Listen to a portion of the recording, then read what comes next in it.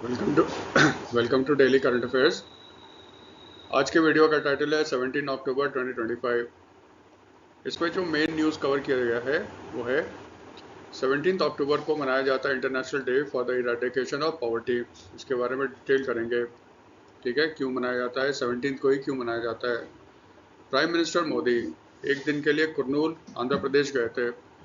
बहुत सारे प्रोजेक्ट्स का फाउंडेशन स्टोन रखा, प्लस कुछ प्रोजेक्ट्स का उन्होंने इनाग्रेशन किया है, उसके डिटेल के बारे में जानेंगे। फिर भारत का जो सिलिकॉन सिटी है बेंगलुरु, वो होस्ट करेगा फर्स्ट गीटेक्स एआई इंडिया। ये पहली बार भारत में हो रहा है 2027 में, लेकिन ये किया जाएगा। इंटरनेशनल मॉनेटरी फंड उसने इंडिया का ग्रोथ रेट को बढ़ा दिया है और वो कह रहा है कि फाइनेंशियल ईयर 25-26 में इंडिया का जो ग्रोथ रेट होगा वो 6.6 होगा। और वो कह रहा है कि इंडिया वर्ल्ड का फास्टेस्ट ग्रोइंग इकॉनमी होगा अमंग्स द मेजर इकॉनमी। सब लोग ग्रोथ रेट बढ़ा रहे हैं, इसके बारे में डिटेल करेंगे। ये न्यूज़ थोड़ा पुराना है। म्यूज़ वेयरेबल्स और national payment corporation of India दोनों ने मिलकर लॉन्च किया है इंडिया का पहला वेयरेबल पेमेंट इकोसिस्टम। ठीक है। यूनियन मिनिस्ट्री ऑफ माइंस उसने अपना एक पहला रिपोर्ट निकाला है, state mining readiness index and state ranking. उसमें कैटेगरी ए में मध्य प्रदेश टॉप पे है। बाकी दो और कैटेगरी हैं, उसके बारे में डिस्कस करेंगे। ठीक है। फिर इसमें कवर किया गया है fifth meeting of the India Australia energy dialogue. ठीक है, याद रखना ऑस्ट्रेलिया इंडिया को मेजर सप्लायर है कुकिंग कोल का, जो यूज़ किया जाता है स्टील बनाने में। फिर ब्राज़ील के वाइस प्रेसिडेंट गेराल्डो अल्कमेन ये भारत आए थे। ब्राज़ील और इंडिया दो कंट्री प्लस चाइना तो है ही, जिसको ट्रंप ने टारगेट किया है। इसलिए ब्राज़ील चाहता है कि इंडिया के साथ और अच्छा रिलेशनशिप हो, इसीलिए इसके प्रेसिडेंट वाइस प्रेसिडेंट भारत आए थे। बाद में देखना इसके प्रेसिडेंट है ना लूला डिसिल्वा, वो भी इसके बाद भारत आएंगे। फिर minister of state for health and family welfare Anupriya Patel, उन्होंने अटेंड किया 70th session of the WHO regional committee of south east Asia. ये कोलंबो में हुआ था। इंडिया को इलेक्ट किया गया है as the vice president of the UN GGIM AP। इसके बारे में जानेंगे। UNTCC, ठीक है, ये United Nations peace keeping operation होता है ना, उसके चीफ्स का कॉन्क्लेव वो दिल्ली में कल ख़त्म हो गया।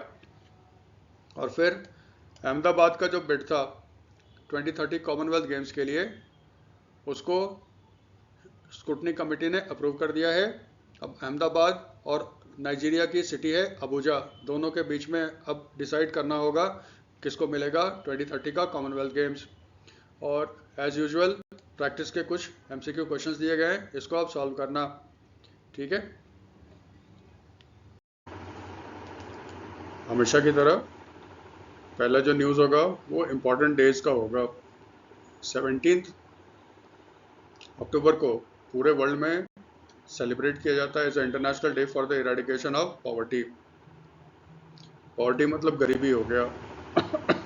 ठीक है, इसको फर्स्ट टाइम 1993 में मनाया गया था और इसको मनाया जाता है 17 अक्टूबर को। 17 अक्टूबर को क्यों मनाया जाता है?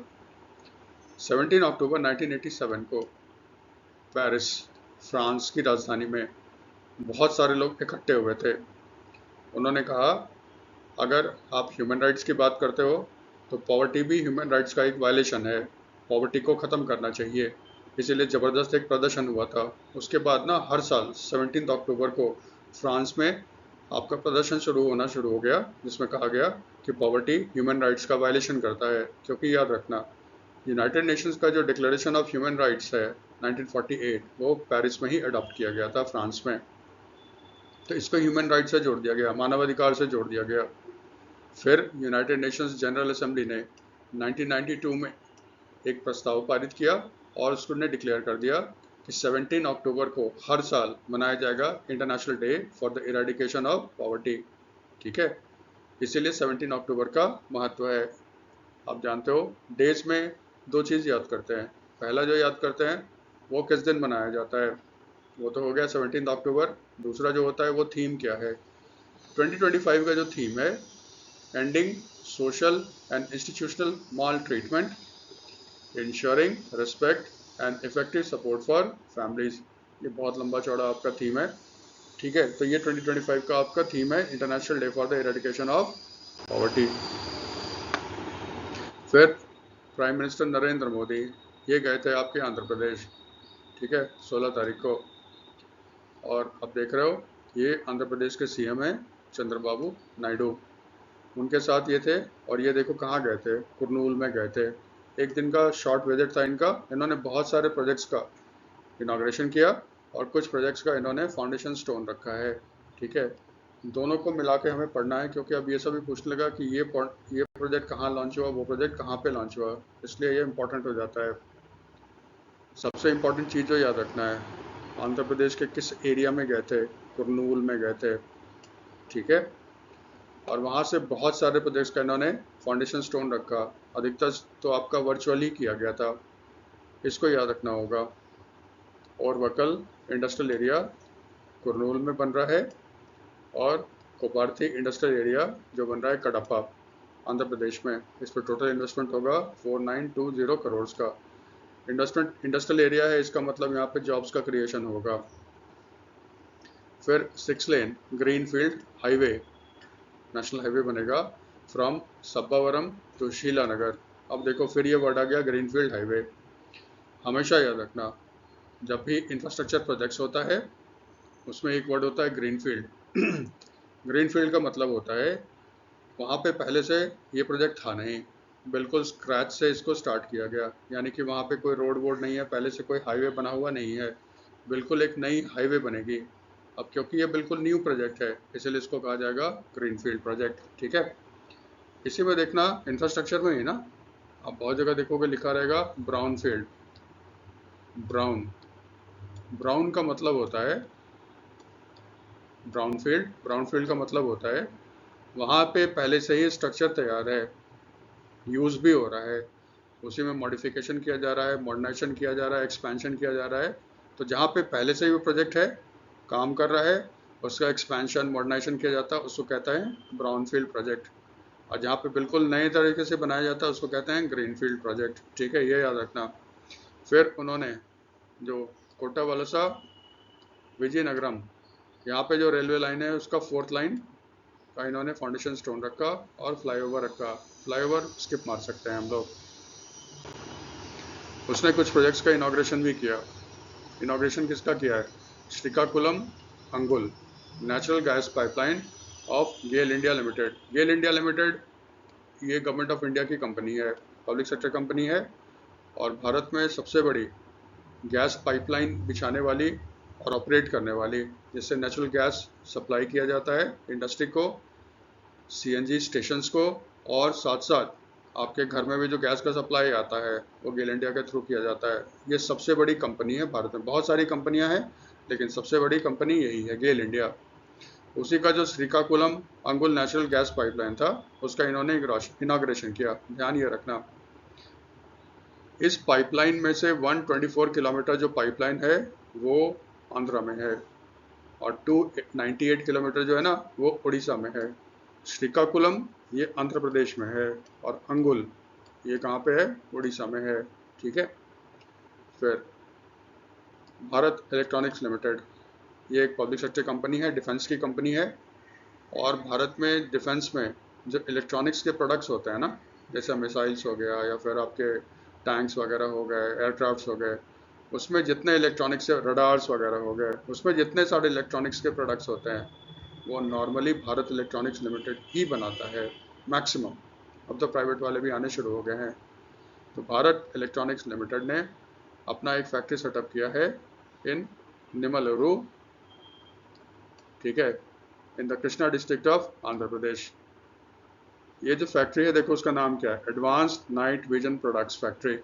इसका मतलब यहाँ पे नाइट विजन प्रोडक्ट्स बनाए जाएंगे जो बेसिकली यूज़ किए जाएंगे इंडियन आर्मी के द्वारा। जैसे नाइट्स गूगल होता है, नाइट्स गूगल मतलब एक तरह का चश्मा होता है जिसमें कि आप रात को भी दुश्मन को देख सकते हो। इस तरह के प्रोडक्ट्स बनाए जाएंगे निमलुरु में, याद रखना। भारत इलेक्ट्रॉनिक्स लिमिटेड, इसका हेडक्वार्टर कहाँ पे है? बेंगलुरु कर्नाटका में है। ठीक है, बेंगलुरु में आ गए तो बेंगलुरु को ही आगे बढ़ाते हैं। जो फर्स्ट गिटेक्स एआई मतलब artificial intelligence, first GITEX AI India, ठीक है, ये होस्ट करेगा बेंगलुरु। कब करेगा? अप्रैल 2027 में। देखो यही है। अब देखो ये है क्या, ये गिटेक्स ग्लोबल, ये बेसिकली यूएई में है, होता है, ठीक है, यूएई दुबई में। ये दुनिया की largest technology and AI events network है। मतलब सिंपल से समझो, एक तरह का ये बहुत बड़ा आपका क्या कहते हैं उसको, एग्जीबिशन कम कॉन्फ्रेंस है। यहाँ पे ना वर्ल्ड के सारे कंपनीज, कंज्यूमर्स आते हैं जो टेक्नोलॉजी और एआई से रिलेटेड होते हैं। ये दुनिया का माना जाता है सबसे बड़ा इवेंट्स नेटवर्क। गिटेक्स ग्लोबल उसने डिसाइड किया है कि उसका पहला एडिशन गिटेक्स एआई इंडिया ये बेंगलुरु में आयोजित किया जाएगा। लेकिन कब किया जाएगा? अप्रैल 2027 में। ये डिसीजन देखो कहाँ लिया गया था। गिटेक्स ग्लोबल का जो एनुअल इवेंट हुआ था इन दुबई यूएई, वहीं पे इसको अनाउंस किया गया था कि गिटेक्स एआई इंडिया हम लोग बेंगलुरु में आयोजित करेंगे 2027 में। तो फिर जो गिटेक्स एआई इंडिया होगा उसका ऑर्गेनाइजर कौन है? ठीक है, इसका ऑर्गेनाइजर है Dubai world trade centre and काउन इंटरनेशनल, ये दोनों ऑर्गेनाइजर हैं। तो होस्ट कौन करेगा? देखो दोनों अलग अलग चीज़ होता है। इसको होस्ट करेगा government of Karnataka, department of electronics, information technology and biotechnology. फिर कर्नाटका गवर्नमेंट की है केटेक एंड स्टार्टअप कर्नाटका। इसको देखो ऐसे याद रखना, बहुत बार जब इस तरह के इवेंट्स पढ़ोगे ना तो एक क्वेश्चन पूछ देता है इसको ऑर्गेनाइज किसने किया। ऑर्गेनाइज किया है Dubai world trade centre and काउन इंटरनेशनल। फिर होस्ट कौन करेगा?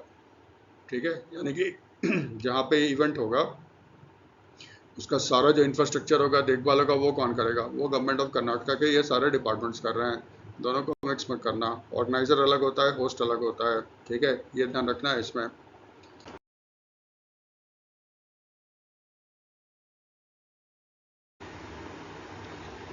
IMF पे ही रहते हैं तो ये न्यूज़ भी कवर कर लेते हैं। पिछले वीडियो में मैंने प्रॉमिस किया था कि एक अलग सा सेगमेंट बनाएंगे बैंकिंग एंड फाइनेंस का, जिसमें करंट अफेयर्स होगा और उसमें सिर्फ बैंकिंग एंड फाइनेंस के करंट अफेयर्स होंगे, ठीक है। लेकिन किसी कारणवश वो नहीं कर पा रहे हैं, वो दिवाली के बाद वो स्टार्ट करेंगे। तो जो न्यूज़ उसके लिए इकट्ठा करके रखा था वो इसमें डाल देते हैं ताकि कोई गैप ना हो, ठीक है। वैसे ये न्यूज़ 1-2 दिन पुराना है, फिर भी इसमें डाल रहे हैं। IMF ने अपना एक रिपोर्ट निकाला है जिसमें उसने फोरकास्ट किया है कि इंडिया का जो ग्रोथ रेट होगा इन फाइनेंशियल ईयर 2026 वो 6.6% होगा। एक चीज़ का ध्यान रखना, यहाँ पे लिखा हुआ है India's growth rate forecast by 20 BPS to 6.6% in FY26। बहुत लोगों में कन्फ्यूज़न होता है, FY होता है फाइनेंशियल ईयर, ठीक है, वो तो सब जानते हो। हमारे देश में फाइनेंशियल ईयर कब शुरू होता है? 1 अप्रैल से शुरू होता है और वो ख़त्म होता है 31 मार्च को। अब ये 26 का मतलब क्या है? जैसे ये फाइनेंशियल ईयर है 2025-26, है ना, 2025-2026 ये फाइनेंशियल ईयर, राजकोषीय वर्ष बोलते हैं ना हिंदी में इसको, 1 अप्रैल 2025 को स्टार्ट हुआ और 31 मार्च को ये आपका ख़त्म हो जाएगा, ठीक है। इसका मतलब ये फाइनेंशियल ईयर एंड कब कर रहा है? 26 में। तो जब भी देखते हो ना FY26, इसका मतलब होता है 25-26। अगर मान लो लिखा हुआ FY27, इसका मतलब होगा 2026 से लेकर 2027 तक। तो जो लास्ट में लिखा रहता है ना वो ये दिखाता है ये एंड कब कर रहा है, ठीक है। तो इसका मतलब जो अभी फाइनेंशियल ईयर चल रहा है 2025-26 उसको FY26 भी लिख सकते हैं। यहाँ तक क्लियर है? अब दूसरा वर्ड देखो, BPS है। BPS का फुल फॉर्म होता है बेसिस पॉइंट्स, ठीक है। ये एक मैथमेटिकल या स्टैटिस्टिकल टूल है। सिंपल सा फंडा याद रखना, जो 100 BPS होता है ना, वो इक्वल होता है 1% का। तो यहाँ पे कितना BPS लिखा है 20, तो परसेंटेज में अगर इसको हम चेंज करेंगे तो ये आपका होगा 0.20%, ये ध्यान रखना, ये आता है। तो 100 basis points is equal to 1%, तो 20 बेसिस पॉइंट्स होगा या 20 BPS होगा 0.20%। ठीक है, ये दो कंसेप्ट क्लियर है। अब देखो काम का चीज़ क्या याद रखना है। IMF एक रिपोर्ट निकालता है, रिपोर्ट का नाम है वर्ल्ड इकोनॉमिक आउटलुक। ये पूछता है बहुत सारे एग्जाम्स में, हर एग्जाम्स में पूछता है वर्ल्ड इकोनॉमिक आउटलुक कौन रिलीज करता है? International monetary fund. ये उसका फ्लैगशिप पब्लिकेशन है। इसमें वर्ल्ड IMF के जो इकोनॉमिस्ट हैं वो बेसिकली वर्ल्ड इकोनॉमी के ट्रेंड के बारे में बताते हैं, कैसा रहेगा, क्या प्रॉब्लम्स है, क्या स्ट्रेंथ है, और फिर प्रिडिक्शन करते हैं कि वर्ल्ड के मेजर जो इकोनॉमीज हैं उनका ग्रोथ रेट क्या रहेगा। ये देखो साल में 2 बार निकालते हैं ये लोग, एक अप्रैल में और एक अक्टूबर में। अक्टूबर में याद रखना वर्ल्ड बैंक और IMF का एनुअल मीटिंग होता है वॉशिंगटन DC में। उसमें देखना वर्ल्ड के अधिकतर फाइनेंस मिनिस्टर जाएंगे, टॉप इकोनॉमिस्ट वगैरह जाते हैं। तो फिर ये जो स्प्रिंग मीटिंग होता है, वो अमेरिका में स्प्रिंग का सीजन होता है, ये जो मीटिंग होगा उससे जस्ट पहले अपना ये रिपोर्ट निकालता है वर्ल्ड इकोनॉमिक आउटलुक। लेकिन ध्यान रहे साल में तो 2 बार निकालता है, लेकिन वर्ल्ड बैंक को अगर लगता है कि वर्ल्ड में कुछ अचानक कुछ चीज़ हो गई है जिससे कि वर्ल्ड इकोनॉमी पे खतरा होगा, अच्छा या बुरा, तो फिर वो अपडेट्स निकालता है। ठीक है, पूछेगा वर्ल्ड इकोनॉमिक आउटलुक रिपोर्ट कौन निकालता है और साल में कितनी बार निकलती है? साल में ये 2 बार निकलती है। यहाँ पे क्या हुआ था, इसने अपडेट निकाला था पीछे। उस अपडेट में इसने कहा था इंडियन इकोनॉमी जो है वो ग्रो करेगा 6.4% से। ठीक है, क्योंकि उसने वो सब भी काउंट कर लिया था ना, ट्रम्प जो टैरिफ लगा रहा था इंडिया पे। लेकिन अब क्या हुआ है, उसने 6.4 से फॉरकास्ट बढ़ा के कर दिया है 6.6%।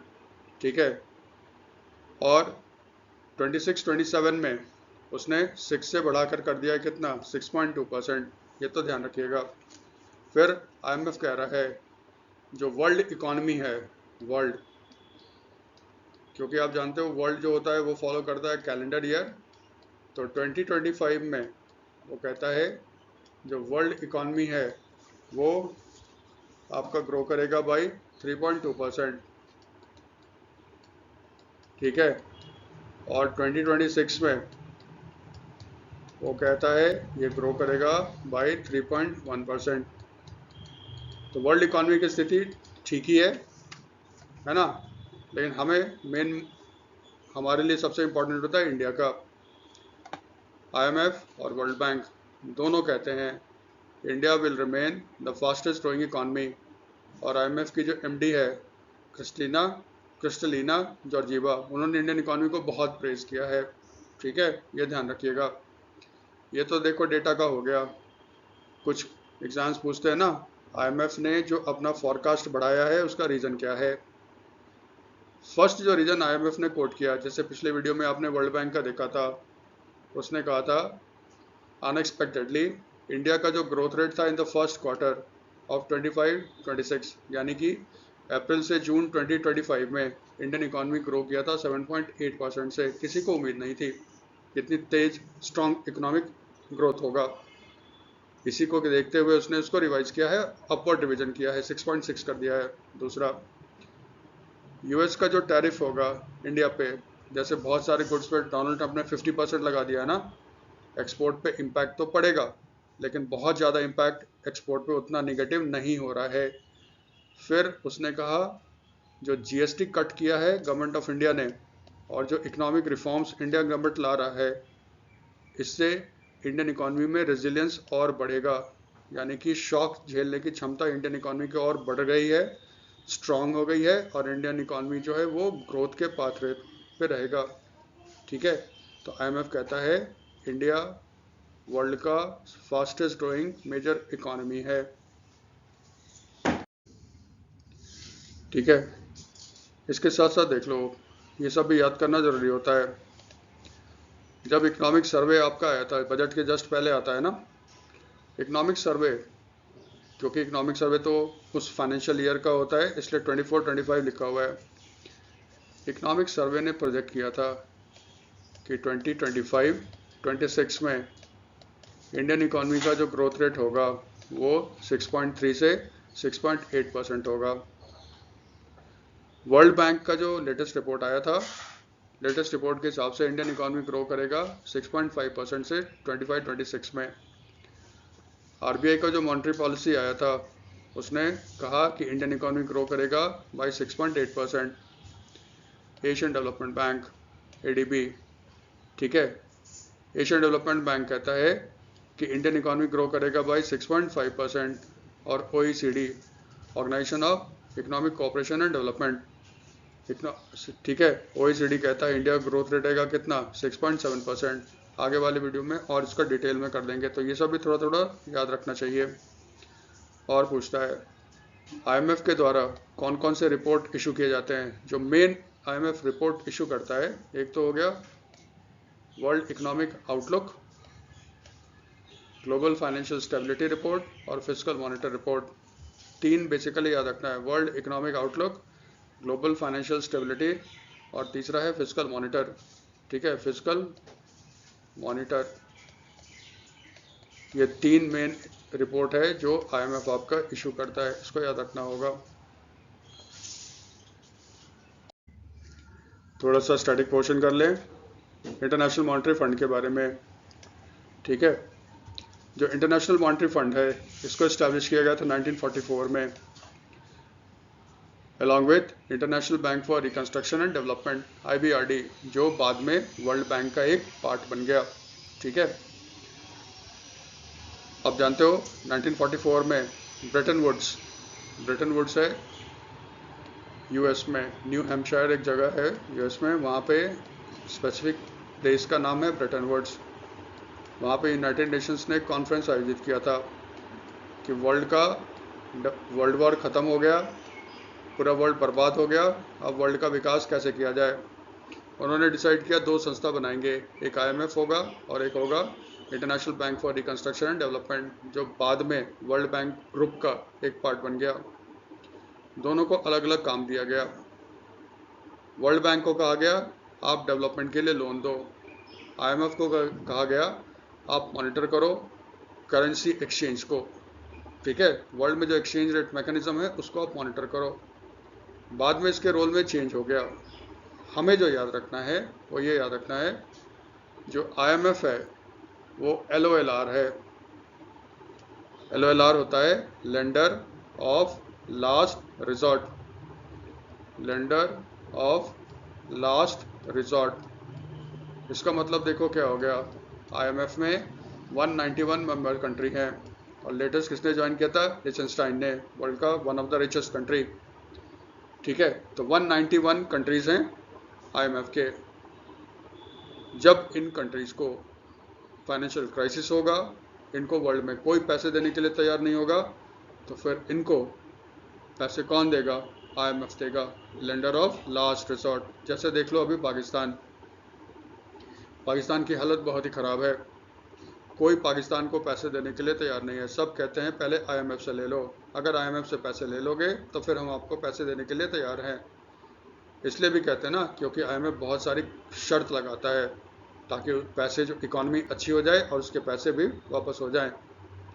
तो यहाँ पे पाकिस्तान को कोई पैसे देने वाला नहीं, तो पाकिस्तान को अंतिम आदमी जो पैसे देने के लिए तैयार होगा वो कौन होगा, इंटरनेशनल मॉनेटरी फंड। इसीलिए पाकिस्तान के लिए LOLR कौन हो गया, IMF। इसी तरह याद रखना भारत में जो बैंक्स होते हैं, कमर्शियल बैंक्स, उनका लेंडर ऑफ लास्ट रिजॉर्ट कौन होता है, RBI, ये भी आता है। तो लेंडर ऑफ लास्ट रिजॉर्ट समझ में आ गया, जब कहीं से आपको पैसा नहीं मिलेगा तो हम आपको पैसे देंगे, ठीक है, उसको कहते हैं लेंडर ऑफ लास्ट रिजॉर्ट। और आप जानते हो IMF वर्ल्ड बैंक दोनों का हेडक्वार्टर कहाँ पे है, Washington DC, United states of America में। IMF की मैनेजिंग डायरेक्टर कौन है, क्रिस्टलिना जॉर्जीवा। ठीक है, हमेशा याद रखना। एक अमेरिकन प्रेसिडेंट होगा वर्ल्ड बैंक का, अजय बग्गा है। अजय बग्गा नाम से धोखा मत खाना, ये अमेरिकन है। इसी तरह IMF का हेड जो होगा, जो मैनेजिंग डायरेक्टर होता है, वो एक यूरोपियन होता है, क्रिस्टलिना जॉर्जीवा। ये बल्गेरिया की हैं, यूरोप की हैं। ठीक है, ये आप IMF के बारे में जान लो।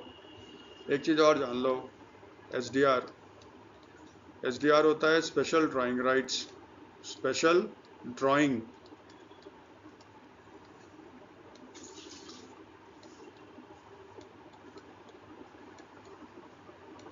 स्पेशल ड्राइंग राइट्स, ये IMF का अकाउंटिंग यूनिट है।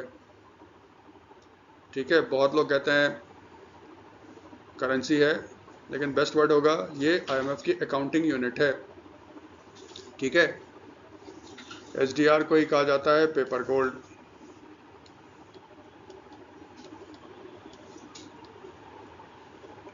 ठीक है, इसी को कहा जाता है पेपर गोल्ड। क्यों कहते हैं बाद में देख लेंगे।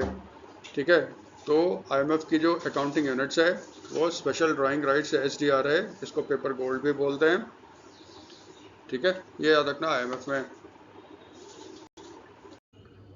ये न्यूज़ भी आपने सुना होगा, भारत की एक स्टार्टअप कंपनी है म्यूज़, अब ये तो मल्टीनेशनल बन गया है। उसने national payment corporation of India NPCI के साथ मिलकर भारत का पहला वियरेबल पेमेंट इकोसिस्टम लॉन्च किया है। वियरेबल का मतलब ना, इसको हम लोग पहनेंगे। जैसे आपका वियरेबल का मतलब हो गया, जैसे आप पहनते हो ये क्लॉक, घड़ी है ना, वॉच, वो वियरेबल होता है। लेकिन इसका यूनिक फीचर क्या है, ये एक रिंग के शेप में है और आप एक रिंग की तरह इसको पहनोगे। देखो डिटेल। ठीक है, ये देखो सिस्टम काम कैसे करता है। पहले जो यूज़र होगा उसके पास म्यूज़ का वॉलेट होना चाहिए। ठीक है, ई वॉलेट्स आपका होगा, इसका मतलब जैसे पेटीएम का होता है ना वॉलेट्स, ई वॉलेट्स, उस तरह से आपका एक अकाउंट होना चाहिए। ई वॉलेट इसके कंपनी का होना चाहिए। फिर कंपनी आपको प्रोवाइड करेगा रिंग। ठीक है, जो अभी आपने देखा था उसका नाम इसने रखा है रिंग 1। ठीक है, ये जो रिंग 1 होगा, क्योंकि एक स्मार्ट रिंग है, इसमें एक चिप लगा होगा, ये आप हाथ में पहन लो, जो लिंक होगा आपके वॉलेट के साथ। आप दुकान पे जाओ और फिर आपको पेमेंट करना है। आपको फिर सिर्फ करना क्या है, वहाँ पे जो पॉइंट ऑफ सेल टर्मिनल होगा उस पर आप इस रिंग को एक बार टैप करो। ठीक है, तुरंत आपके जो मूज वॉलेट अकाउंट में जो आपके पैसे हैं उससे पैसे निकल जाएंगे और आपका ट्रांजैक्शन कंप्लीट हो जाएगा। ये इस तरह का पहला वियरेबल पेमेंट इकोसिस्टम है। ठीक है, देखो यहाँ पे एक वर्ड आ गया, point of sale terminal. Point of sale terminal क्या होता है, जब आप शॉप करने जाते हो, शॉपकीपर के पास आप देखोगे इस तरह का मशीन लगा रहता है। ठीक है, अगर आप कार्ड से पेमेंट कर रहे हो, पुराना जो कार्ड होगा तो वो देखना इसमें इंसर्ट करता है। ठीक है, फिर वो जो कंपनी आपको ये सर्विस प्रोवाइड कर रहा है उसके थ्रू वो बैंक से लिंक हो जाएगा, सब चीज़ ओके हो जाएगा, ट्रांजैक्शन कंप्लीट हो जाता है, आपके अकाउंट से पैसे कट जाते हैं और वो मर्चेंट आपको एक स्लिप दे देता है। एक तरीका तो देखो ये है। दूसरा तरीका क्या होता है, आपको कार्ड को इंसर्ट नहीं करना पड़ता। आपको क्या करते हैं, कार्ड जो है ना इस मशीन के ऊपर लगा दो, हल्का सा थोड़ा सा टच कर दो, नहीं तो टच थोड़ा सा ऊपर रखो, वो उसको रीड कर लेगा। ये जो होता है ना, जैसे अगर आपने मेट्रो पे ट्रेवल किया होगा, आप देखते होगे जो मेट्रो कार्ड होता है वो भी स्मार्ट कार्ड है। जो AFC गेट होता है उस पर टच करवा दो या थोड़ा उसके ऊपर भी रखोगे, देखो अपने आप गेट खुल जाता है।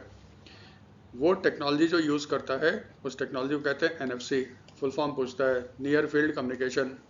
ठीक है, तो आपका रिंग जो होगा वो बेसिकली एक तरह से समझो आपके कार्ड की जगह पे आ जाएगा, कार्ड को लेने की ज़रूरत नहीं है। या फिर ये जो आप फ़ोन में रखते हो ना, फ़ोन के थ्रू जो पेमेंट करते हो, स्कैन करते हो, ठीक है, उसकी भी ज़रूरत नहीं है। सिर्फ रिंग को वहाँ पे टैप करो, NFC के द्वारा वो कनेक्ट हो जाएगा पॉइंट ऑफ सेल टर्मिनल से। फिर जो आपका मूज वॉलेट में पैसा पड़ा है उसके थ्रू पेमेंट आपका हो जाएगा। कंपनी ने क्या किया है, उसने टाई अप कर रखा है NPCI के साथ और रुपए के साथ। NPCI national payment corporation of India, आप जानते हो ये बैंक्स का अम्ब्रेला ग्रुप है। इसने आपका लॉन्च किया है UPI। एनपीसीआई ने लॉन्च किया आपका रुपए, ठीक है। जैसे वीज़ा और मास्टर कार्ड होता है, वैसे ही भी रुपए आपका एक पेमेंट सिस्टम है जो सिक्योरिटी प्रोवाइड करता है पेमेंट सिस्टम को, ठीक है। तो एनपीसीआई ने इन दोनों के साथ, एनपीसीआई और रुपए के साथ उसने पार्टनरशिप किया है। इसका मतलब जो मूव्स वॉलेट होगा ना, वो अगर आपके पास रुपए क्रेडिट कार्ड डेबिट कार्ड है उससे लिंक हो जाएगा, और यूपीआई है तो वो उससे लिंक हो जाएगा। इस तरह का जो इकोसिस्टम बनेगा भारत में, ये पहला वेयरेबल पेमेंट इकोसिस्टम है। थोड़ा सा म्यूज़ के बारे में जान लो। एक देखो एनएफसी का फुल फॉर्म याद रखना, और दूसरा याद रखना म्यूज़ अगर पूछता है उसने जो वेयरेबल पेमेंट सिस्टम लॉन्च किया उसका नाम क्या है, तो उसका नाम है रिंग वन। ये दो चीज़ याद रखना, ठीक है। म्यूज़ जो कंपनी है ये अब एक मल्टीनेशनल स्टार्टअप बन चुका है, ठीक है। इसके ऑपरेशंस अमेरिका में और यूरोप में भी हैं, ठीक है। लेकिन इसका हेडक्वार्टर कहाँ पे है? बेंगलुरु में। ये एक स्टार्टअप है जिसको इंक्यूबेट किया गया था Indian institute of technology Madras में। इंक्यूबेट का मतलब होता है ना, इनके पास जो भी आइडिया होगा उसमें टेक्नोलॉजी डेवलप करना पड़ेगा, तो फिर उस टेक्नोलॉजी को डेवलप करने के लिए उनको कोई एक जगह चाहिए जहाँ पे टेक्नोलॉजी को वो डेवलप करेंगे, टेस्ट करेंगे, हेल्प चाहिए। एक बच्चे को जैसे नहीं पालते हैं उस तरह से इनको चाहिए, उसको इंक्यूबेशन बोलते हैं। तो आईआईटी मद्रास उसने इंक्यूबेट किया था म्यूज़ वियरेबल्स को। आज ये बहुत ही सक्सेसफुल हो गया है कंपनी। फिर देखो यूनियन मिनिस्ट्री ऑफ माइंस, इसने कल यानी कि 16 अक्टूबर को अपना एक रिपोर्ट निकाला है, state mining readiness index and state rankings. इसमें इस रिपोर्ट में क्या किया गया है, भारत में जितने स्टेट्स हैं जहाँ पे माइनिंग एक्टिविटी होती है उनको वेरियस पैरामीटर्स जैसे auction performance, early mine operationalization, thrust on exploration, sustainable mining pertaining to non coal minerals, अलग अलग क्राइटेरिया है। इस क्राइटेरिया के आधार पे जो स्टेट्स हैं उनको रैंक किया गया है। फिर इस इंडेक्स में क्या किया है उन्होंने, जो स्टेट्स है ना उसको 3 कैटेगरी में बांट दिया on the basis of their mineral wealth, ठीक है।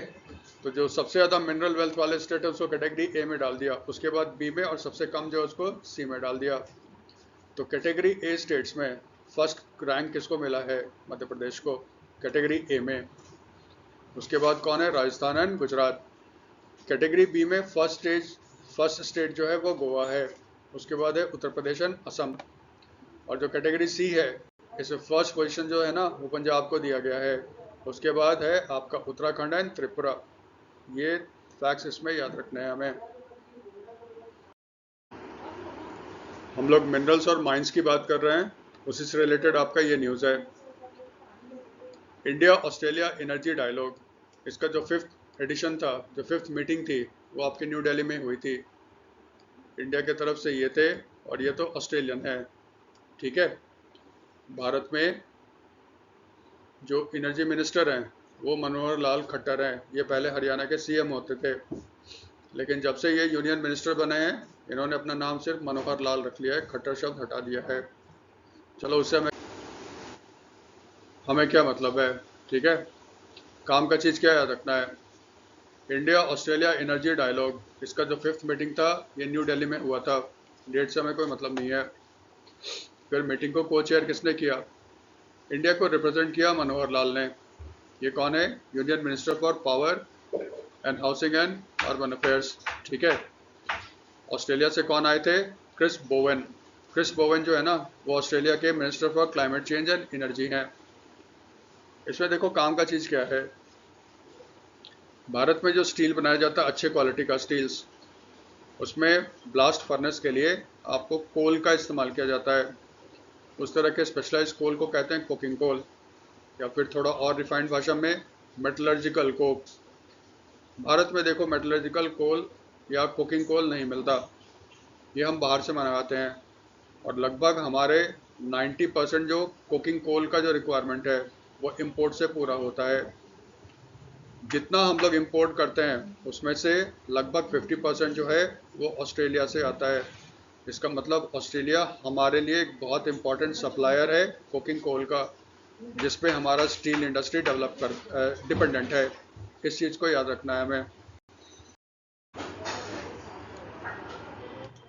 ये ब्राज़ीलियन वाइस प्रेसिडेंट हैं जेराल्डो अल्कमेन, वो इंडिया आए थे। देखो ये इनका प्लेन उतरा था पालम एयरपोर्ट पे और वहीं पे इनको रिसीव किया गया। हमेशा याद रखना, कोई भी डिग्नेटरी इंडिया आता है, अगर दिल्ली आता है, उसका plane Indira Gandhi international airport पे नहीं उतरता, वो पालम एयरपोर्ट पे उतरता है जो इंडियन एयरफोर्स का है। इनका विजिट इम्पॉर्टेंट है इंडिया के लिए। पहले विजिट जो इम्पोर्टेंट चीज़ याद रखना है, इनका पोर्टफोलियो क्या है। ये ब्राज़ील के वाइस प्रेसिडेंट हैं और साथ साथ हैं minister of development, industry, trade and services. Brazil के प्रेसिडेंट कौन है? लूला इनासियो डिसिल्वा। ठीक है, वो भी भारत आने वाले हैं। उनसे पहले इनको भेजा गया भारत, क्योंकि इंडिया की तरह ट्रंप ने टारगेट कर रखा है ब्राज़ील को, उस पर 50% उसने टैरिफ लगा दिया। ठीक है, तो ब्राज़ील इंडिया दोनों मिलकर अपने रिलेशनशिप को और स्ट्रॉन्ग करना चाहते हैं। इसी पृष्ठभूमि में, इसी बैकग्राउंड में ये भारत आए थे। ये डेट कब से कब आए थे आप जानते हो, हमारे काम का नहीं होता, बस रेफरेंस के लिए डाल देते हैं। मेन मकसद देखो इनका क्या था, ये देखो पीएम से भी मिले, मोदी साहब से, जयशंकर साहब से मिले और सब लोगों से मिले। हमारे काम का क्या है? मेन मकसद इनका था बिजनेस। तो फिर इंडिया ब्राज़ील बिजनेस डायलॉग ये ऑर्गेनाइज किया गया था न्यू दिल्ली में 16 अक्टूबर को।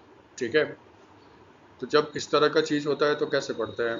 एक तो इंडिया ब्राज़ील बिजनेस डायलॉग कहाँ पे ऑर्गेनाइज किया गया था? दिल्ली में। ऑर्गेनाइज़र कौन थे? FICCI, federation of Indian chambers of commerce and industry, apex Brazil and the national confederation of industry. तो इंडिया और ब्राज़ील के बिजनेस चैम्बर्स ने मिलकर इंडिया ब्राज़ील बिजनेस डायलॉग को आयोजित किया था। इसको को चेयर किया था भारत की तरफ से पीयूष गोयल, जो ministry of commerce and industry हैं, और ब्राज़ील की तरफ से कौन थे? जेराल्डो अल्कमेन थे। ठीक है, वो तो याद रहेगा। इसमें काम का चीज़ क्या था? डिस्कशन हुआ, बहुत सारा चीज़ का हुआ। एक डिस्कशन ये हुआ था कि जब प्राइम मिनिस्टर मोदी ब्राज़ील गए थे, ठीक है, ये 2025 में ही गए थे, ये उनका 4th विजिट था। वो एक तो बायलैटरल विजिट के लिए गए थे, प्लस 17th ब्रिक्स का समिट मीटिंग था ब्राज़ील में, रियो डी जनेरियो में, उसमें भी पार्टिसिपेट करने के लिए मोदी साहब वहाँ पे गए थे। ठीक है, तो वहाँ पे उन्होंने डिसाइड किया था, इंडिया और ब्राज़ील ने, हम अपने बायलैटरल ट्रेड को 2030 तक, अभी लगभग $14 बिलियन के आसपास है, उसको बढ़ा कर $20 बिलियन करेंगे। तो ये जो इंडिया ब्राज़ील बिजनेस डायलॉग था, उसमें एक मुद्दा ये था कि ये जो $20 बिलियन का जो टारगेट है ट्रेड का इंडिया और ब्राज़ील के बीच में, उसको कैसे अचीव किया जाए। दोनों कंट्रीज ने सहमति जताई कि जो इंडिया और मर्कोसर है, ये पोर्चुगीज नेम, स्पेनिश नेम है, सॉरी, किसका? सदर्न कॉमन मार्केट का। ठीक है, उसके साथ इंडिया ने एक प्रेफरेंशियल ट्रेड एग्रीमेंट साइन किया था। ठीक है, इसमें क्या होता है, दोनों देश कुछ सेलेक्टेड गुड्स पे ना ड्यूटी को कम करते हैं, ताकि दोनों देशों के बीच ट्रेड को बढ़ावा मिल सके। तो फिर जो प्रेफरेंशियल ट्रेड एग्रीमेंट इंडिया और मर्कोसर ने 2003 में साइन किया, उसको कैसे एक्सपैंड किया जाए, तो क्योंकि इसके साथ क्या होगा, ट्रेड बढ़ेगा। यहाँ पे याद क्या रखना है, अभी देखो IPS का एग्ज़ाम हुआ था, EEC, यूरेशियन इकोनॉमिक कम्युनिटी, है ना, पूछा था मेंबर कौन कौन है EEC का। उसी तरह याद रखिएगा, मर्कोसर इस्टेब्लिश हुआ था 1991 में, सॉरी 1991 में हुआ था। इसको इंग्लिश में कहते हैं सदर्न कॉमन मार्केट। इसके मेंबर कौन है? Argentina, Brazil, Bolivia, Paraguay, Uruguay, 5 हैं। देखो यहाँ पे वेनेजुएला भी है, लेकिन वेनेजुएला का मेंबरशिप इन्होंने सस्पेंड कर दिया है। तो फिलहाल अभी मर्कोसर में 5 मेंबर कंट्री है, Argentina, Brazil, Bolivia, Paraguay and Uruguay. ठीक है, ये याद रखिएगा, ये इंपॉर्टेंट है।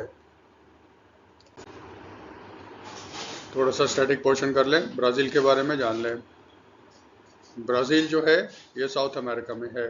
ठीक है, ये वर्ल्ड का 5th लार्जेस्ट कंट्री है, both in terms of area and the population. Area और पॉपुलेशन में वर्ल्ड का ये 5th लार्जेस्ट कंट्री है। लेकिन साउथ अमेरिका में ये सबसे बड़ा देश है एरिया और पॉपुलेशन के हिसाब से। आपने अमेजॉन रिवर का नाम सुना होगा। वर्ल्ड की सबसे लंबी लेंथ वाइज रिवर है नाइल, नील नदी, है ना, बहुत फेमस है। इजिप्ट अफ्रीका में है।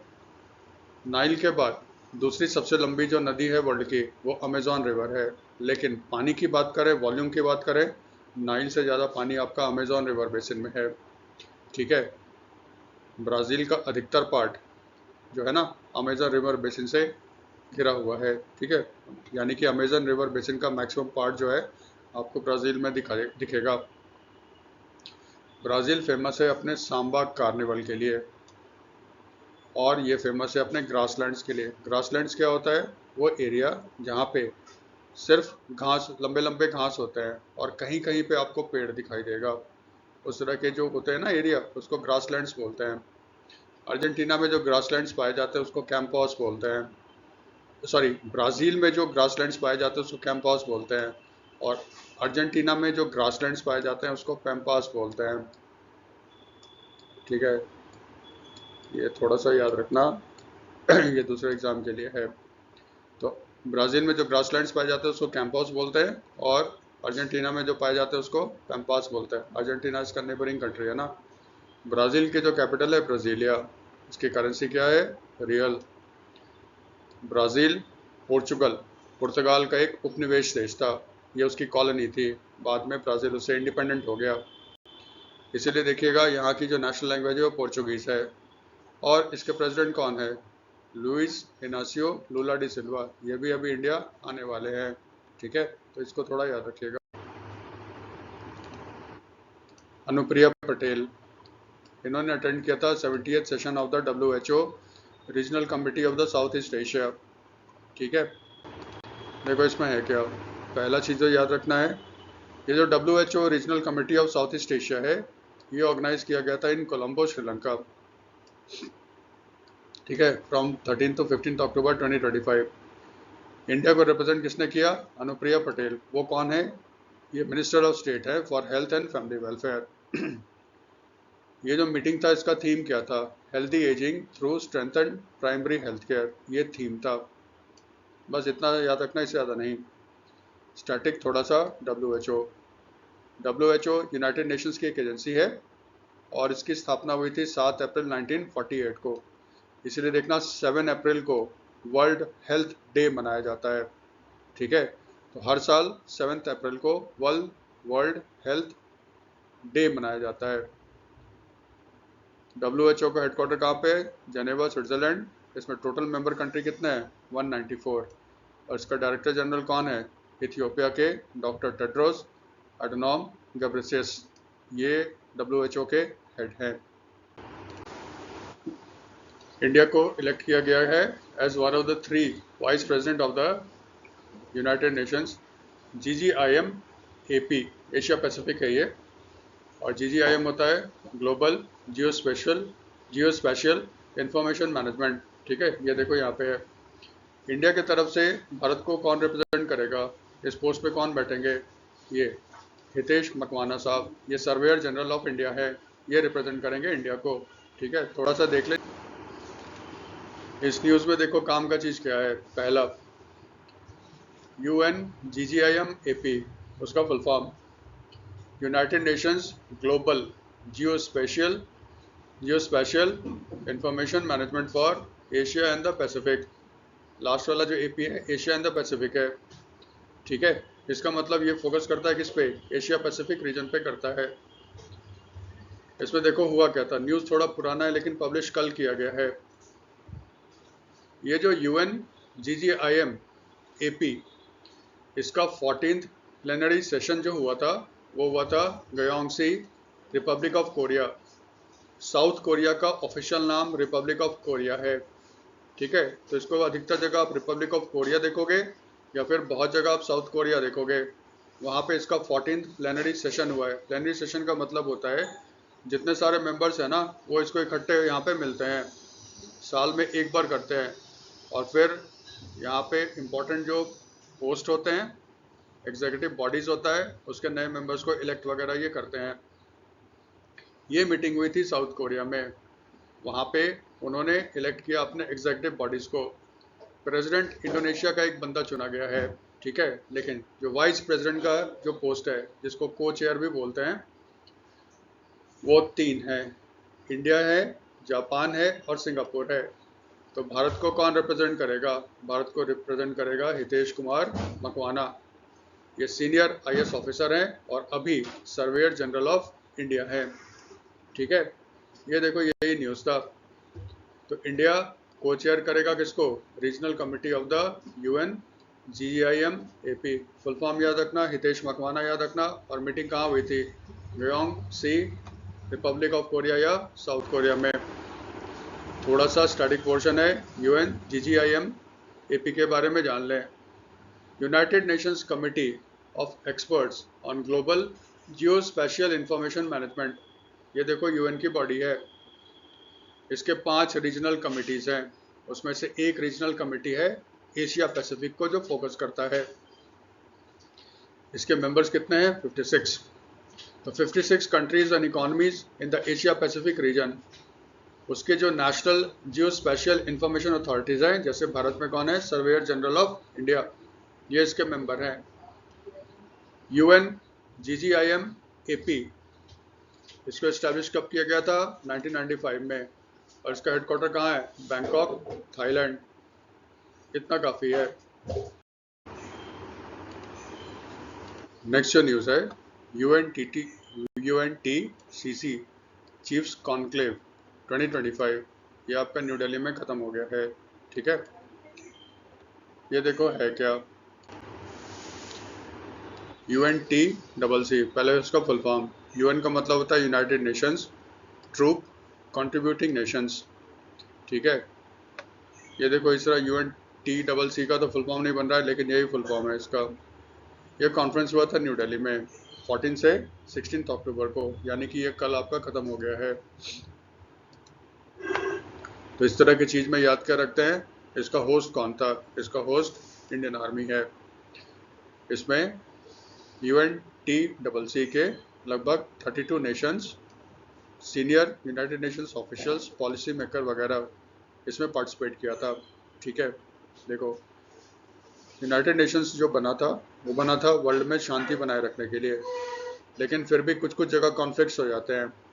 तो कॉन्फ्लिक्ट्स में दोनों पार्टी को अलग रखने के लिए यूनाइटेड नेशंस मीडिएट करता है अधिकतर केसेस में, या फिर यूनाइटेड नेशंस क्या करता है? अपनी शांति सेना वहाँ पे भेजता है, ताकि दोनों देश आपस में ना लड़े। जैसे कश्मीर में भी आपका है, इंडिया और पाकिस्तान के बीच जो वॉर हुआ था ना 1947 में कश्मीर को लेके, तो 48 में यूनाइटेड नेशंस ने इंटरवीन किया था। नेहरू साहब खुद गए थे, और तब से कश्मीर में आपका यूनाइटेड नेशंस का पीस कीपिंग ऑपरेशन चालू है। देखो, यूनाइटेड नेशंस का अपना कोई आर्मी नहीं है, तो पीस कीपिंग ऑपरेशंस में आर्मी की, पुलिस की, जो पैरामेडिक्स वगैरह की ज़रूरत होती है, वो जो यूनाइटेड नेशंस के जो मेंबर हैं ना, वो कंट्रीब्यूट करते हैं, ठीक है। तो इस तरह से 32 नेशंस जो यूनाइटेड नेशंस में अपना ट्रूप्स कंट्रीब्यूट करते हैं पीस कीपिंग ऑपरेशंस के, उनके हेड यहाँ पे उपस्थित हुए थे। याद ये रखना, जो यूनाइटेड नेशंस के जो पीस कीपर हैं, उनको ब्लू हेलमेट्स बोला जाता है। ब्लू हेलमेट्स क्यों? क्योंकि देखो, वॉर एरिया में रहते हैं, तो लोग कैसे पहचानेंगे कि आप हमारे दुश्मन नहीं हो? तो ये लोग क्या कहते हैं? ब्लू हेलमेट्स पहनते हैं। यूनाइटेड नेशंस का देखोगे ना, लोगों में कलर भी आपका ब्लू होगा। ये ब्लू हेलमेट्स पहनते हैं ताकि इनको पहचान, आराम से लोग इनको पहचानने के, ये न्यूट्रल आदमी है, यूनाइटेड नेशंस के है, इसलिए याद रखना इनको कहा जाता है ब्लू हेलमेट्स। दुनिया में सबसे ज़्यादा, second largest contributor United Nations peace keeping force में कौन है? इंडिया है। और याद रखना, हर साल 29 मई को मनाया जाता है international day of the UN peace keepers, ये याद रखना है, ठीक है। दूसरा एक चीज़ और, एक होता है centre for UN peace keeping. Centre for UN peace keeping जो है, ये जॉइंटली इस्टेब्लिश किया गया है ministry of external affairs and the Indian army के द्वारा। ये है कहाँ पे? न्यू दिल्ली में। इसका देखो काम क्या है, इसका मेन काम है ना, एक जो ट्रूप्स यानी कि सैनिक या ऑफिसर्स जो यूनाइटेड नेशंस के पीस कीपिंग ऑपरेशंस में पार्टिसिपेट करने के लिए जाते हैं उनको ट्रेन किया जाए। फिर इनको ट्रेन करने के लिए जो ट्रेनर्स होते हैं उनको भी ट्रेनिंग यहाँ पे दी जाती है। विदेशी देश जो है, जो फ्रेंडली कंट्री है, उनके ट्रूप्स को भी यहाँ पे ट्रेन किया जाता है। और centre for UN peace keeping जो है वो अपना मोबाइल ट्रेनिंग टीम्स भेजता है विदेशी कंट्री में, ताकि वहाँ के लोगों को ट्रेन किया जा सके in the peace keeping operations. तो इंडिया एक बहुत बड़ा रोल प्ले करता है, ठीक है। और पीस कीपिंग में इंडिया बढ़ चढ़ के भाग लेता है। एक चीज़ थोड़ा और याद रखिएगा, फरवरी 2025 में न्यू दिल्ली में first conference on women UN peace keepers, ठीक है, ये पहली बार आयोजित किया गया था जिसमें फोकस था वुमेन्स के contribution in the UN peace keeping operations, वो भी दिल्ली में हुआ था। तो ये भी याद रखिएगा, first conference on women in UN peace keeping, ये भी इंडिया में हुआ था। ये न्यूज़ भी आपने सुना होगा, अहमदाबाद को शॉर्टलिस्ट कर दिया गया है to bid for 2030 Commonwealth Games. जो 24th कॉमनवेल्थ गेम्स है ये 2030 में होगा, ठीक है। तो फिर उसके लिए चाहिए बिडर। पहले भी आपने सुना होगा, गवर्नमेंट ऑफ इंडिया ने अहमदाबाद को नॉमिनेट किया था, ये बिड करेगा कॉमनवेल्थ गेम्स के लिए, ठीक है। इसमें देखो क्या होता है, कॉमनवेल्थ गेम्स जो है ना उसको ऑर्गेनाइज करता है कॉमनवेल्थ गेम्स फेडरेशन, ठीक है। कॉमनवेल्थ गेम्स फेडरेशन ये ऑर्गेनाइज करता है कॉमनवेल्थ गेम्स को, और इसी का एक ब्रांड है कॉमनवेल्थ स्पोर्ट। तो कभी कभी आपको कॉमनवेल्थ स्पोर्ट भी दिखेगा, कंफ्यूज मत होना। कोई भी कंट्री जब किसी भी इस तरह के मल्टीनेशनल स्पोर्ट्स इवेंट्स को होस्ट करता है तो फिर वो ना अपना एक बिड देता है, और फिर वो बताता है कि भाई मेरे पास ये स्टेडियम है, मेरे पास ये फैसिलिटी, हम ऐसे करेंगे वैसे करेंगे। तो फिर बिडिंग एक्चुअल होने से पहले हर किसी का एप्लीकेशन जो है ना उसका स्क्रूटनी होता है, ठीक है। तो स्क्रूटनी का काम कौन करता है, कॉमनवेल्थ स्पोर्ट्स इवैल्यूएशन कमेटी। इसने स्क्रूटनी किया और उसने कहा कि अहमदाबाद होस्ट करने लायक है, वो गेम्स को होस्ट कर सकता है। अब अहमदाबाद का कंपटीशन होगा अबुजा। अबुजा जो है वो शहर है नाइजीरिया का, ठीक है। अब इसका कंपटीशन अबुजा के साथ होगा। अब इसमें से डिसाइड किया जाएगा, वोटिंग होगा और डिसाइड किया जाएगा कि किसको मिलेगा ये गेम्स का होस्टिंग राइट्स। ये डिसीजन कब लिया जाएगा, कॉमनवेल्थ स्पोर्ट, ठीक है, उसका जो जनरल असेंबली है जिसमें कॉमनवेल्थ गेम्स के सारे मेंबर्स हैं, आपके 74 के आसपास है कंट्रीज एंड टेरिटरीज, ये बैठेंगे, ये वोटिंग करेंगे और 26 नवंबर को इसी साल हमें पता चल जाएगा अहमदाबाद को मिला है या अबुजा को मिला है। ध्यान ये रखना, इससे पहले भारत ने कॉमनवेल्थ गेम्स एक ही बार होस्ट किया था, इंडिया ने होस्ट किया था 2010 का कॉमनवेल्थ गेम्स, एक्सपीरियंस अच्छा नहीं रहा था, ठीक है। थोड़ा सा हम लोग कॉमनवेल्थ गेम्स के बारे में जान ले। जो फर्स्ट कॉमनवेल्थ गेम्स था उसको ऑर्गेनाइज किया गया था हैमिल्टन कनाडा में 1930 में, और लेकिन उस समय इस गेम्स का नाम हुआ करता था ब्रिटिश एम्पायर गेम्स, क्योंकि ये सारे कॉमनवेल्थ वाले देश हैं ना, ये न कभी ब्रिटेन के गुलाम थे, ठीक है। ये गेम हर साल होता है 4 इयर्स के बाद, जैसे ओलंपिक्स, एशियन गेम्स, जो भी गेम्स होते हैं 4 इयर्स पे होते हैं। कॉमनवेल्थ भी आपके 4 इयर्स पे होते हैं, लेकिन 42 और 46 में नहीं हुआ था, ऑब्वियसली उस समय सेकेंड वर्ल्ड वॉर चल रहा था। कॉमनवेल्थ के इतिहास में अभी तक सिर्फ 2 इंडियन जो एशियन सिटीज़ ने गेम को होस्ट किया है। कोलालमपुर ने इसको होस्ट किया था 1998 में, जो मलेशिया में की कैपिटल है, और दिल्ली ने होस्ट किया था 2010 में, जो अच्छा नहीं हुआ था। अब जो कॉमनवेल्थ गेम्स होगा वो नेक्स्ट ईयर होगा, 2026 में होगा। ये 23rd कॉमनवेल्थ गेम्स होगा और इसको होस्ट किया जा रहा है ग्लासगो स्कॉटलैंड में। देखो ये गेम पहले मिला था विक्टोरिया ऑस्ट्रेलिया को। कॉमनवेल्थ गेम्स बहुत पॉपुलर नहीं है, इसमें लॉस बहुत होता है, और आप देखोगे अधिकतर ये गेम्स ना या तो इंग्लैंड में होगा, सॉरी या तो ब्रिटेन में होगा, ऑस्ट्रेलिया में होगा या कनाडा में होगा। बाकी लोग इसको होस्ट करने के लिए तैयार नहीं होते क्योंकि इसमें लॉस बहुत होता है। विक्टोरिया ने हाथ खड़े कर दिए, हम इसको ऑर्गेनाइज नहीं करेंगे। तो फिर इमरजेंसी में ग्लासगो तैयार हो गया, लेकिन इसमें मैक्सिमम स्पोर्ट्स जो है ना उसको हटा दिया गया है। अब देखते हैं 2030 का कॉमनवेल्थ गेम्स भारत को मिलता है या नहीं मिलता।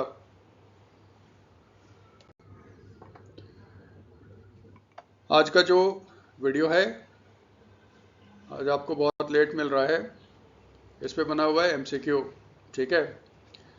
इसमें कुछ एमसीक्यू है, उसको थोड़ा सॉल्व करते हैं। जैसे which of the following regarding the recently release state mining readiness index and state ranking is not correct. एक चीज़ ध्यान रखना, ये क्वेश्चन बिल्कुल जैसा एग्जाम में आता है वैसा फ्रेम किया जाता है, आप चेक भी कर सकते हो। आप लोग हमेशा फंसते हो ना इस पे, नॉट पे, इस पे ध्यान नहीं देते हो। आप लोग हड़बड़ी में पढ़ लेते हो इज करेक्ट, जबकि वो हाईलाइट करके देता है कि नॉट करेक्ट करना है, ठीक है। इसको ध्यान रखना। चलो इस क्वेश्चन को देखते हैं। It has been released by the union ministry of mines. Madhya Pradesh has been ranked first in category A states. Assam has been ranked first in category C states. Goa has been ranked first in category B states. None of this. Not correct. Ministry of mines ने तो निकाला ही निकाला है। मध्य प्रदेश आपका rank किया हुआ है in category 1 A states में, फर्स्ट रैंक पे है। Assam has been rank first in category C states. Goa has been rank first in category B states. C और डी में कंफ्यूजन है। इसका आंसर है सी। सी गलत है, क्योंकि असम नहीं, पंजाब कैटेगरी सी स्टेट्स में टॉप किया है, ठीक है। फिर which country is not a member of the southern common market और Mercosur. Bolivia, Paraguay, Chile, Argentina, none of this. Mercosur southern common market, इसका मेंबर कौन नहीं है, ये देखो ध्यान रखो, not a member. Bolivia, Paraguay, Chile, Argentina, none of this. इसका आंसर है सी, चिली। 5 कंट्री है, अर्जेंटीना, बोलिविया, पैराग्वे, ब्राज़ील और 5वां यूरुग्वे। 5 हो गए ना। इसमें ध्यान ये रखना वेनेजुएला भी इसका मेंबर था, लेकिन उसको सस्पेंड कर दिया गया, इसलिए टोटल मर्कोसर में कितने कंट्री है, 5। Third, which city of India will host the inaugural edition of GITEX AI India in April 2027। Option A new Delhi, option B Hyderabad, option C Bengaluru, option D Noida, option E none of this. GITEX AI India पहली बार India में होगा अप्रैल 2027 में। किस city में होगा? New Delhi, Hyderabad, Bengaluru, Noida, none of this. आप जानते हो भारत का IT शहर कौन सा है? बेंगलुरु। ये कहाँ पे होगा? Bengaluru, Karnataka. Question number 4, which company has set up the advance night vision products factory at Nimmaluru, Andhra Pradesh. Option A Bharat Dynamics, option B Adani Defence Limited, option C Tata Advance System Limited, option D Bharat Electronics Limited, E none of this. आप जानते हो ये कौन कर रहा है? ये Bharat electronics का प्लांट है, और PM मोदी अभी गए थे ना आंध्र प्रदेश, उन्होंने वहीं पे इसका उद्घाटन किया था। On which day is the International Day for the Eradication of Poverty observed? 17 October, 13 March, 21 November, 27 April, none of these। ये तो आसान है, ये कब है आपका? 17 अक्टूबर को मनाया जाता है, ठीक है। Thanks for watching. अगर आपको ये वीडियो पसंद आता है तो इसको आप लाइक करो, सब्सक्राइब कर दो और शेयर करो। आज के वीडियो पे जितने सारे MCQs बनेंगे क्वेश्चंस के, वो लिंक में नीचे दे दिया गया है, उसको डाउनलोड कर लीजिएगा, उसको आप घर पे बनाओ, ठीक है। और आज वीडियो लेट आ रहा है, उसके लिए सॉरी, ठीक है। अभी दिवाली है, ऐसा ही रहेगा। दिवाली के बाद से फिर सब नॉर्मल हो जाएगा और टाइम से आएगा। Thanks for watching.